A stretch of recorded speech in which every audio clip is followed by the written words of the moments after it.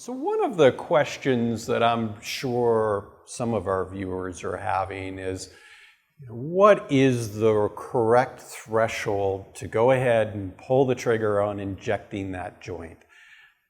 We could easily put a scenario that, in fact, we are in front of a big show, and if it's a reining horse or a jumper, they're not stopping quite as good, and they're a little sloppy over the jump. And gosh, Doc, the last time this happened, remember, you did its hocks, and wow, it did so much better. And where is that threshold for each of you? Give us some guidance on how you make that decision.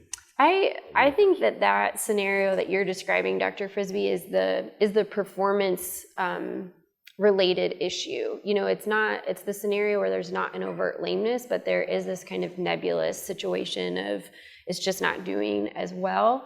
And again, I think starting with that exam piece is going to help you, whether or not you've seen the horse before. It's going to help you put the pieces of all of it together and kind of sort through the written impressions or the performance impressions coupled with what you're seeing on your end from the medical perspective. And in that scenario, I don't think it's wrong to consider doing a therapy that makes sense for everyone involved. If it's not a lameness you can't block out, you can't localize it that way.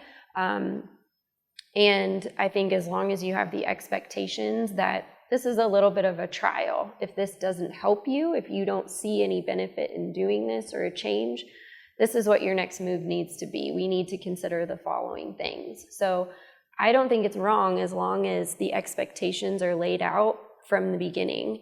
And the client has to be okay with that financial piece of, I may be spending your money and it may not help.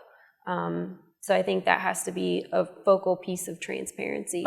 I think one of the other things that we should mention here is there are rules and there are regulations and there's drug testing and so forth. So relative to the proximity of this request to the competition, we have to keep all of that in mind. So work us through that example. Sherry kind of gave us her approach to that particular example, helping us understand her threshold. What does that threshold look like?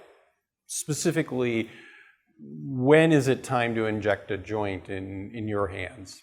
When in my practice, I would have to say that oftentimes there's performance changes. Horses are starting to miss their lead changes, or they're irregular on a left lead canter as opposed to a right lead canter. A dressage horse won't sit and do a pirouette. And then in the course of the physical examination, between palpation, acupuncture point palpation, joint flexion palpation, I find that it's very probable that this horse has a pair of sore hocks, and or perhaps has a mild fetlock synovitis in a hind limb that, who knows, could be related to a suspensory branch abnormality, for example. So I'm going to want to look at that horse thoroughly, but if I feel like that in the long run that joint is inflamed in such a manner that I can truly benefit it with joint injections, then I'm going to go ahead with therapy at that point. And it might not be the same, as I said, the same thing that it was 6 months ago when the horse performed similarly.